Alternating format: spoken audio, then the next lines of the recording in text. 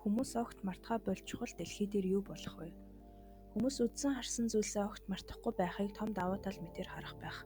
Гэвч бодит байдал дээр мартах нь эсрэгээрээ амьдрал дээр хамгийн ашигтай чадваруудын нэг юм. Тэгвэл хүмүүс мартахаа болж чухал бидний амьдрал хэрхэн өөрчлөгдөх вэ?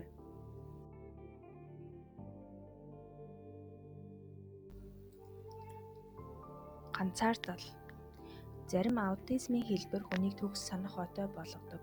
Тэдгээр хүмүүс амьдралын цаг мөч бүрээ сандаг учраас бусадтай харьцахыг огт хүсдэггүй болдог. Энэ талаар судалгаа бага хийгдсэн ч үнэхээр төгс санах отой бол хүмүүстэй харилцаа үүсгэх шаардлагагүй болдог.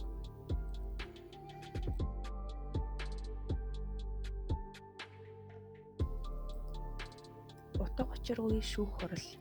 Хинч юу ч мартахгүй ертөнцид шүүх хурал дээр дуудагдсан гэрч бүр бүх зүйлийг нүдэнд харагдтал дүрслэнэ. Харамсалтай нь үүнийг дагаад мэдүүлгээ хуурамчаар өгөх бүрэл амархан болно. Сургууль хэрэггүй болно. Эмгэн хумс, шавж, харахнуудад хийсэн неофизиологийн судалгаанаас үзэхэд янз бүрийн аргаар мартах чадварыг үгүй хийснээр тархи тачаалд орж сурах чадвараар буурдаг. Хэрвээ хүмүүс мартахаа болвол хинч нарийн төвөгтэй ур чадвар сууж чадахгүй болох учраас сургууль гэдэг зүйл хэрэггүй болох нь. Түүх гэж байхгүй болно.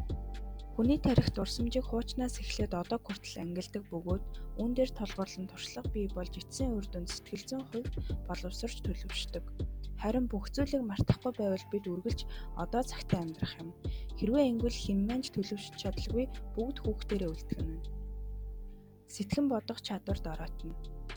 Алдарт минималист юмыг маш сайн цээжилдэг хүн амьд ах уйдаа асар олон ном зохиол тоо бодлого зэргийг цээжилж авсан байдаг. Харамсалтай нь явандаа тэрээр хит их мэдээлэлтэй төөрөлдөж маш энгийн зүйлсийг ялгаж чадхаа болсон юм. Хүний тарих гаднаас орж бирж буй бүх мэдээллийг бүртгэх чадваргүй байдаг. Бид зөвхөн үйл явдлын үндсэн тойм дагалдах нарийн ширийн зүйлсийг сандаг. Гэхдээ эдгээр дурсамжууд хүртэл ажмаар арилах ёстой.